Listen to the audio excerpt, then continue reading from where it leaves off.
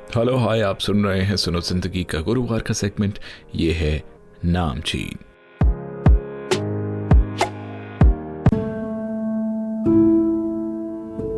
छोटे कद का आदमी, लेकिन सोच इतनी बड़ी कि देश के सबसे ऊंचे पद पर बैठकर भी कभी कुर्ते की जेब में सिक्कों की खनक नहीं लाई। ये कहानी है उस इंसान की जिसने भारत को जय जवान जय किसान का नारा दिया और फिर चुपचाप इतिहास बन गया। साल था 1904, जगह थी मुगल सराय, उत्तर प्रदेश। 2 अक्टूबर की सुबह एक साधारण परिवार में जन्म हुआ लाल बहादुर का। महात्मा गांधी के जन्मदिन पर जन्मे इस बालक को क्या पता था कि एक दिन उसका नाम भी देश की आत्मा में बस जाएगा। पिता एक मामूली शिक्षक और क्लर्क, मां सादगी की मिसाल। जब लाल बहादुर सिर्फ 1.5 साल के थे, पिता का निधन हो गया। घर की हालत ऐसी थी कि कई बार 2 वक्त की रोटी भी जोड़नी मुश्किल होती थी। शायद तभी शास्त्री जी ने अपने नाम के साथ कभी श्रीमान नहीं लगाया, क्योंकि उन्हें एहसास था कि बड़ा इंसान बनने के लिए बड़ा पद नहीं, बड़ा दिल चाहिए। उनकी इसी गरीबी पर एक कहानी है कि गंगा के किनारे खड़ी नाव में सभी यात्री बैठ चुके थे। बगल में ही एक लड़का खड़ा था। नाविक ने उसे भी बुलाया, पर वो लड़का नहीं आया, चूंकि उसके पास नाविक को उतराई देने के लिए पैसे नहीं थे। इसलिए वो नाव में नहीं बैठा और तैर कर घर पहुंचा। सच, सादगी, स्नेह, ईमानदारी, कर्तव्यनिष्ठा एवं निर्भीकता की मिसाल 6 साल का एक लड़का अपने दोस्तों के साथ एक बगीचे में फूल तोड़ने के लिए घुस गया। उसके दोस्तों ने बहुत सारे फूल तोड़कर अपनी झोलियां भर ली। वो लड़का सबसे छोटा और कमजोर होने के कारण सबसे पिछड़ गया। उसने पहला फूल तोड़ा ही था कि बगीचे का माली आ पहुंचा। दूसरे लड़के भागने में सफल हो गए, लेकिन छोटा लड़का माली के हत्थे चढ़ गया। बहुत सारे फूलों के टूट जाने और दूसरे लड़कों के भाग जाने के कारण माली बहुत गुस्से में था। उसने अपना सारा क्रोध उस 6 साल के बालक पर निकाला और उसे बहुत पीटा। नन्हे बच्चे ने माली से कहा, आप मुझे इसलिए पीट रहे हैं क्योंकि मेरे पिता नहीं हैं।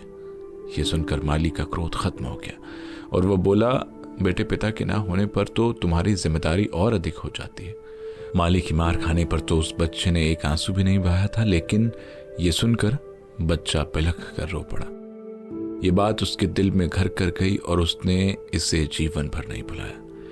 एक साधारण परिवार में जन्मे और विपदाओं से जूझते हुए सच, सादगी और ईमानदारी के दम पर विश्व के सबसे बड़े लोकतंत्र, देश के प्रधानमंत्री पद पर पहुंचने की अपने आप में एक अनोखी मिसाल लाल बहादुर शास्त्री। जय जवान जय किसान जैसा जोशीला नारा देने वाले छोटे कद के शास्त्री जी जनमानस की प्रेरणा स्रोत रहे हैं। छोटी कदकाठी में विशाल हृदय रखने वाले शास्त्री जी के पास जहां अनसुलझी समस्याओं को आसानी से सुलझाने की विलक्षण क्षमता थी, वहीं अपनी खामियों को स्वीकारने का अदम्य साहस भी उनमें विद्यमान था। 64 में नेहरू के स्वर्गवास के बाद नेहरू के बिना भारत कैसा होगा के बीच देश के बहादुर लाल बहादुर शास्त्री ने कमान संभाली। उस समय देश का मनोबल टूटा हुआ था, लेकिन शास्त्री जी की अदम्य इच्छा शक्ति भारत सम्मेलन लगा। 17 साल का युवा भारत नए सपने सजोने लगे। तभी 1965 में पाकिस्तान ने हमला कर दिया भारत को कब्जाने के लिए। तभी एक आवाज गूंजी, ईंट का जवाब पत्थर से देंगे, और जय जवानों ने पाकिस्तान को हरा दिया। हम आजादी के बाद पहली लड़ाई जीते, फिर ताशकंद में शांति वार्ता हुई। क्या हुआ क्या नहीं, लेकिन हमने युद्ध तो जीत लिया, लेकिन देश का बहादुर लाल अपना लाल बहादुर खो दिया। किसी ने लिखा है कि जीत गया अयूब शास्त्री की अर्थी को कंधे पर ढोकर, मारा गया शिवाजी अफजल की चोटों से घायल होकर, वह सब क्षेत्र ले लिया केवल जोर शोर से मेज बजाकर।